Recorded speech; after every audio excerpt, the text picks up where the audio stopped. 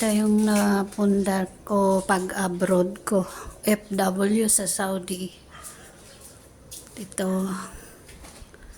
Di pa naka-tiles sa baba. Kasi kailangan pang i-check.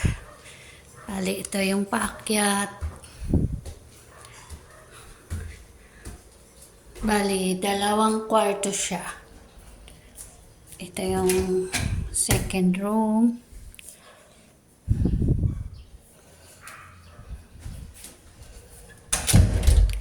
Ito yung master bedroom ko. Malaki din ang pinuhunan ko dito para makapundar. Lakas ng hangin dito, oh. Mga ka-OFW. Ngayon, for good na ako sa Pinas. Kaya kayo, mag-ipon kayo para makapundar din. Yan ang labas niya, oh.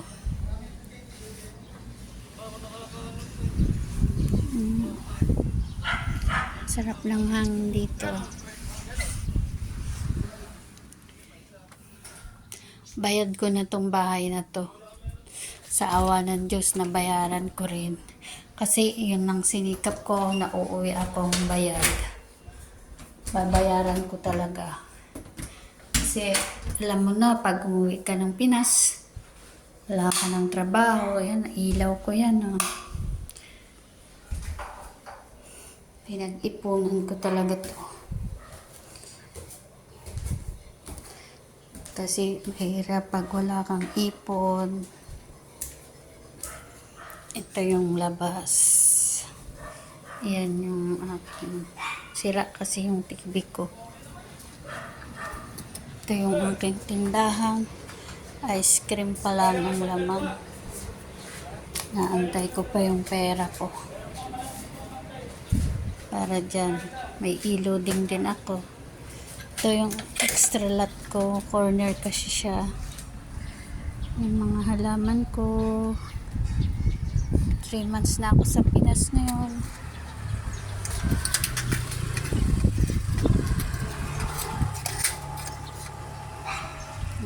Malaki pa ang magagawa ko dito. Laki siya yung subdivision. Ganda siya.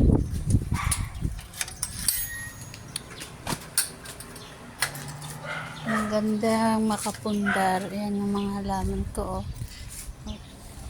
Yung aso ko. Ba't hirap? Minarinor ko muna siya kasi mahirap pag pag major paggawa, buwan din ang aabutin bago ka makalipat. Kaya nag-minor muna ako para mabilis. Ang kitchen minor pa din paggawa. Hindi naman kailangan pagandahin. Ayan ang aking mister nagluluto. Kain. Dito siya. Tinitinda namin yan eh. Ang aking gawa ngayon. Tindali ang labas.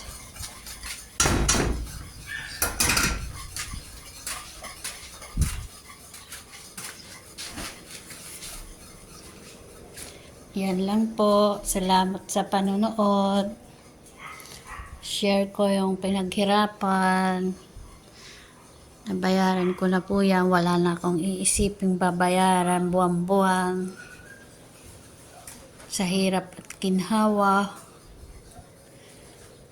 Binayaran ko talaga to. Sinikap kong mabayaran siya.